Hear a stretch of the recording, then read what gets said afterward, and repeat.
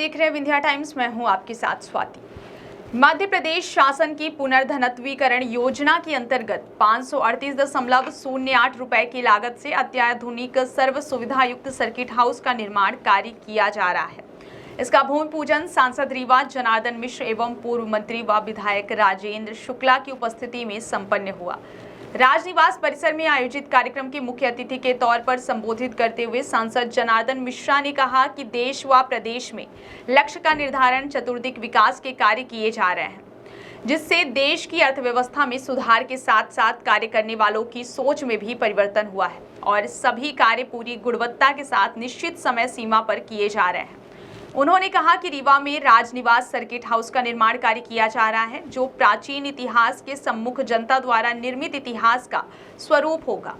उन्होंने कहा कि अंग्रेजों द्वारा बनाए गए भवन के सम्मुख प्रजातंत्र के भाइयों द्वारा भवन बनाया जा रहा है। निर्मित भवन चिरकाल तक इतिहास के पन्नों में अंकित रहेगा। इस अवसर पर अपने उद्बोधन में पूर्व मंत्री एवं विधायक राजेंद्र शुक्ल ने कहा कि मैं दिन रात रीवा के विकास के लिए चिंतित रहता हूँ। हमारा लक्ष्य है कि सभी आवश्यकताओं की पूर्ति करके एक योजनाबद्ध तरीके से विकास किया जाए। रीवा देश का सबसे बेहतर जिला बने, यही मेरा संकल्प है। उन्होंने कहा कि रीवा में काफी समय से अत्याधुनिक सर्किट हाउस की जरूरत महसूस की जा रही थी।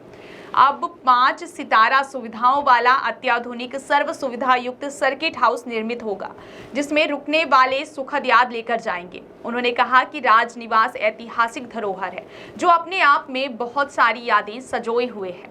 यह शासकीय, प्रशासकीय एवं राजनीतिक गतिविधियों का केंद्र रहा है।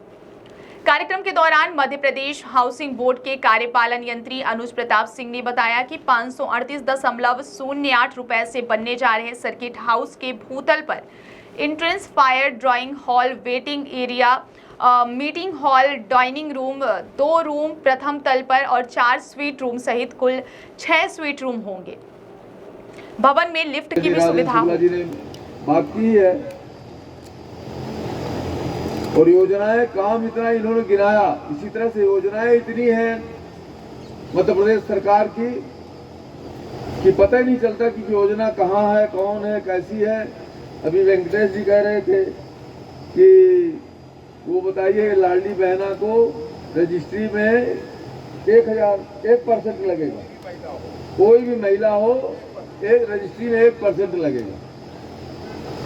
और कमलनाथ जी की सरकार थी तो उन्होंने कुछ क्लब कर दिया था पत्नी का, और उसमें ज्वाइन कर दिया था। उसके लिए 1000 रुपए लेते थे, तो उसका उन्होंने इतना ढिढोरा पीटा कि हमने पत्नी को या कि औरत को, महिला को, नारी को इतना सम्मानित किया, और आज यहाँ 1% में पूरी रजिस्ट्री हो रही है। तो इस तरह से मध्य प्रदेश की सरकार हो चाहे केंद्र की सरकार हो, दोनों सरकारों ने जिस तरीके से देश और प्रदेश के विकास के लिए चतुर्दिक लक्ष्य निर्धारित किए हैं, उन्हें उन लक्ष्यों को पूर्ण किया है। लक्ष्य निर्धारित करके पूर्ण करना अपने आप में एक नया प्रचलन इस देश में चला है। नहीं तो बाणसागर तो 6 साल में पूरा हो जाना था।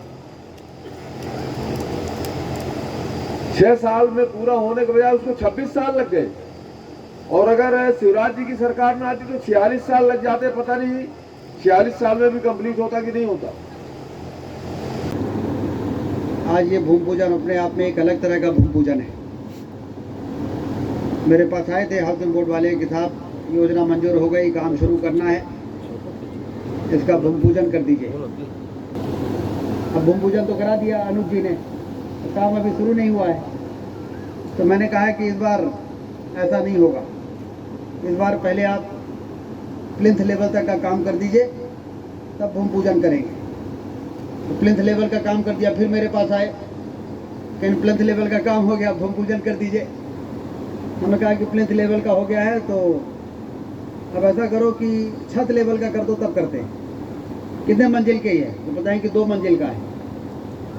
तो फिर मेरे पास जब सूचना आई कि अब छत लेवल का काम हो गया है, तो हमने कहा कि अब ये प्रमाणिक हो गया है, अब ये समय सीमा में बन जाएगा। तो हमने कहा ठीक है, अब भूमि पूजन इसका किया जा सकता है। अरे भूमि पूजन करना तो हमारे हाथ में है।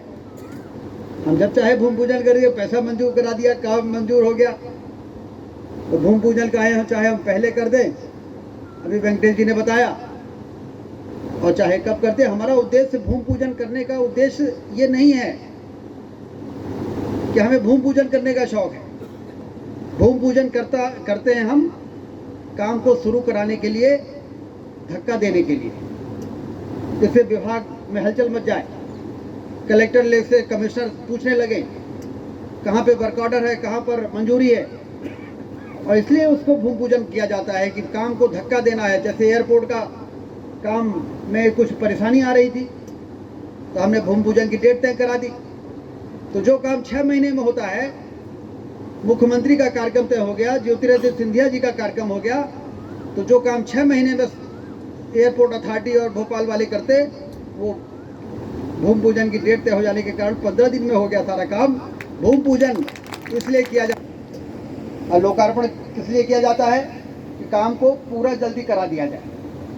अब जैसे लोकार्पण की डेट हम तय कर देंगे, तो इन लोगों के अंदर ये प्रेशर रहेगा कि पूरा करो, पूरा करो, पूरा करो, जल्दी करो। जैसे अभी हमने लोकार्पण की डेट, राजनिवास में भव्य भवन बनने जा रहा है, और क्यों नहीं बनना चाहिए। 2003 के पहले का रीवा आज का रीवा बदल चुका है। जब रीवा में प्रदेश नहीं देश लेवल का, देश का सबसे सुंदर जहाँ कलेक्ट्रेट बना हो, तो वहाँ का क्या राजनिवास भी नहीं बनना चाहिए। तो ये बहुत अच्छी प्रगति हुई है। कई मायनों में देखा जाए तो रीवा हर मामलों में बदला हुआ है। 2003 के पहले के रीवा को देखा जाए, आज के रीवा को देखा जाए, तो जमीन आसमान का अंतर है। हाँ, लोगों के अंदर कुछ आलोचनात्मक दृष्टिकोण है। आज मैं एक व्हाट्सएप ग्रुप में पढ़ रहा था, उस पर साथ था, किसी ने डाला था कि आज इसका भूमि पूजन हो रहा है। तो कुछ हमारे विपक्षी साथी लोग उसमें डाले थे कि आधा निर्माण कार्य हो गया है, उसके बाद भूमि पूजन की क्या आवश्यकता है। अरे निर्माण कार्य हो रहा है ये तो देखो, तुम तो वो भी नहीं किए हो यार, तुम्हारी तो कोई प्रवृत्ति ही नहीं है। अभी आपको बताना चाहूँगा, अभी मध्य प्रदेश शासन ने पुनर्गठन उसके आपके कायाकल्प के रूप में 10 करोड़ रुपए नगर निगम रीवा को दिया है। प्रदेश सरकार पैसा भेज रही है, फोटो खिंचवाने के लिए जा रहे हो, हमने करवा दिया। अरे झूठी क्रेडिट करते हो, क्यों लेते हो यार, कुछ करके दिखाओ ना। कुछ करना धरना है नहीं। हमारा योजना क्रमांक 6 का 4 महीने से फाइल आके पड़ी हुई है, MIC से क्वेरी पे क्वेरी किए जा रहे हो, उसको भी करने का साहस तुम्हारे अंदर नहीं कि तुम्हारी मनसा दूषित है। जो आज से जब कांग्रेस की सरकार 15 महीने को आई थी, जिस तरह से उनको लूट मचाया गया था, वही तुम्हारी मनसा तुम्हारी है, और तुम उनके साथ सहभागी थे, ये आज प्रतीत होता है।